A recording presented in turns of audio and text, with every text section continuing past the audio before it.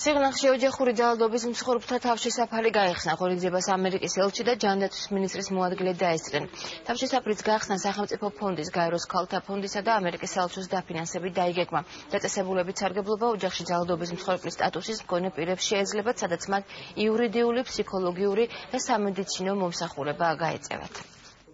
ჩვენთვის დიდი პატივია, რომ მონაწილეობთ ამ თავშესაფრის გახსნაში. ამ პროექტში ამერიკის შეერთებული შტატების საშუალების საელჩოებმა, გაერომ და საქართველოს მთავრობის სტრუქტურებმა თავისი წვლილი შეიტანა. ეს გახლავთ ჩვენი ძალისხმევის ნაწილი, რომ დაუჭიროთ საქართველოს მხარი მის მისწრაფებებში, რომ ყავდეს მეტად ინკლუზიური საზოგადოება და ანგარიშვალდებული მთავრობა.